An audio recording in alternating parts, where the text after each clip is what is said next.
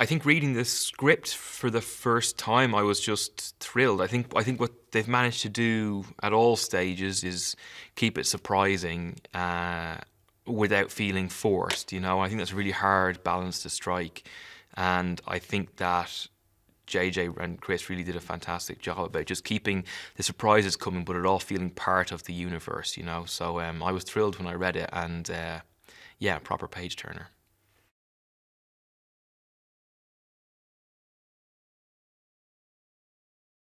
I think as soon as you meet the First Order in this one, it's very clear that Hux is not vying with Kylo Ren for supremacy anymore. So the dynamic has changed utterly, because before they could both run to Dad, they could both run to Snoke and say he's misbehaved, and that's gone now. You know, Kylo Ren is in charge, so he still makes fun of Hux, and Hux is still at the end of some pretty stinging kind of jabs and stuff.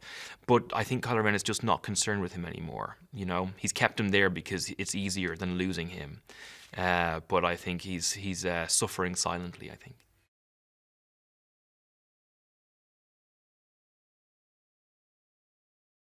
I think objectively, Hux is evil. Because his actions, I mean, what defines you are your actions, and his actions are appalling.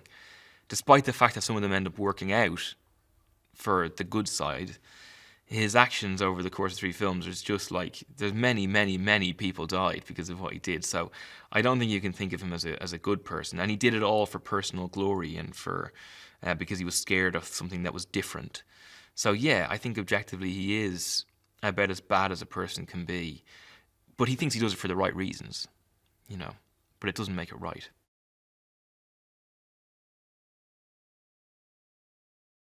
He is somebody that has absolutely no sense of humour, plays the highest status, and has an ambiguous attitude towards Kylo Ren.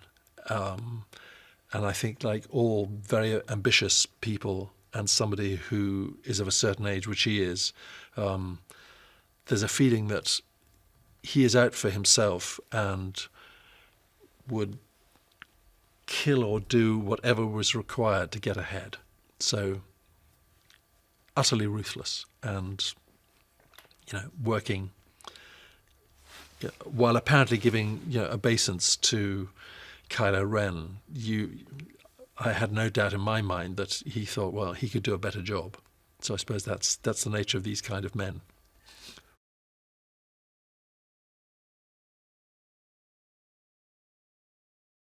Pryde, General Pryde regards Hux as a lower form of amoeba, really.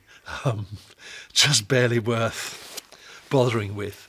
So I think the sooner he can supersede him, the better. So, you know, because Domhnall's such a good guy, it was extremely enjoyable to pull status on him, especially as he'd been in the films before I ever had. So I was like, you know, new bug on the first day at school.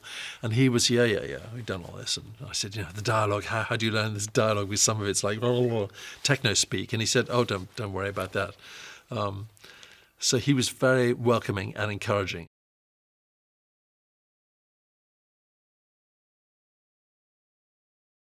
When you are facing somebody who is wearing a mask on top of that head, it is intimidating, because in real life you unless somebody's covered in a balaclava, you can see the person's eyes and you know what you're dealing with. You've got somebody dressed like him with this, you know, incredible presence that he has, physicality. It is just by its nature intimidating. Added to that, there is the intensity and commitment that he brings to playing this part.